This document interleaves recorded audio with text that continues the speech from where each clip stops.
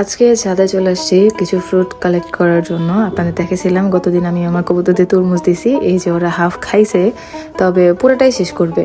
ওরা একদিনে হাফ খেয়ে ফেলছে, অল্প কিছু আছে, ওরা পুরোটা শেষ না পর্যন্ত ওটা ছাড়বে না। তো আমি ছাদে চলে আসছি যে আমি কিছু আমার ছাদের থেকে সবজি কালেক্ট করব যার জন্য। তো আমি আমার বেতের নতুন ঝুড়িটা নিয়ে এসেছি, কারণ আমি যখন ফল বা কোনো সবজি উঠাই আমার কাছে সুন্দর কোনো পাত্র থাকে না। তো আমি এটা নতুন নিয়ে এসেছি। আর এখানে হচ্ছে টমেটো রাখা, আমার গাছে টমেটো পাকতে শুরু করছে আর পাখির হামলা চলে আসছে, কারণ আমার ছাদে অতিরিক্ত পাখি থাকে। কবুতর তো আছে, সাথে বাইরের পাখিগুলাও আসে, যার কারণে আমি আমার টমেটোগুলা টিকাইতে পারি না। এই জন্য আম্মু মশারি দিয়ে দিছে যে অল্প 2-4টা যা হয় আমরা ইনস্ট্যান্ট একটু টাটকা খাইতে পারি, কিন্তু পাখির জ্বালা খাইতে পারি না।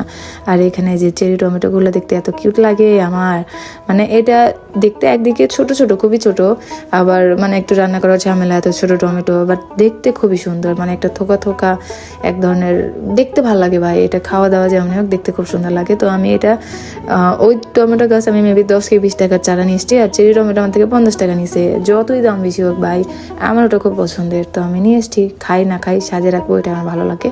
তো আমি ডিরেক্ট টমেটো উঠাতে লাগলাম, কারণ আমার আম্মু ওয়েট করতেছে একটু টাটকা ফ্রেশ, ওই যে কাঁচা পাকা টমেটোটা নিবে। বাজার থেকে যে টমেটো নিয়ে আসা হয় সব পেকে যায়, বা পাকাই নিয়ে আসা হয়, থাকে না।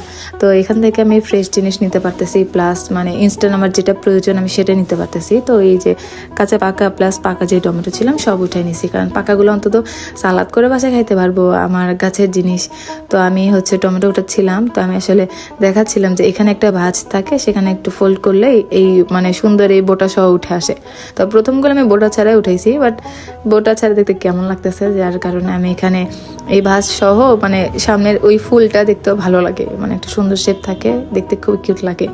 তো যাই হোক, আমি আমার গাছে যতগুলো টমেটো ছিল কাঁচা পাকা যা ছিলাম সব কটা উঠে নিয়েছি। খুব একটা না, আমার গাছটাও ছোট, খুব একটা বড় হয় না, আর আমার আসলে বেশি পরিমাণে দরকার ছিল না, কারণ বাজারে এগুলো আসেই, আর ছাদে একটু ফলাতে ভালো লাগে। দেড়শো অল্প কিছু টাটকা ফ্রেশ ইনস্ট্যান্ট প্রয়োজন মিটলেই যথেষ্ট। তো আমি আবার নিজ দায়িত্বে ঢেকে দিচ্ছিলাম। এভাবে রেখে গেলে পাখি আর কিছু রাখবে না, ওরা কাঁচা টমেটোই খাইতে লাগবে, কারণ অতিরিক্ত পাখি হয়ে গেছে ভাই, আমি আসলে আটকাতে পারি না। আর এই কয়টা টমেটো নিয়ে গেলাম, যেগুলো একটু লাল লাল হয়েছে সবগুলো উঠে নিয়েছি। তো এগুলা নিয়ে সোজা ডিরেক্ট চলে যাবো, একদম টাটকা সবজি টাটকা ভাবে রান্না হবে।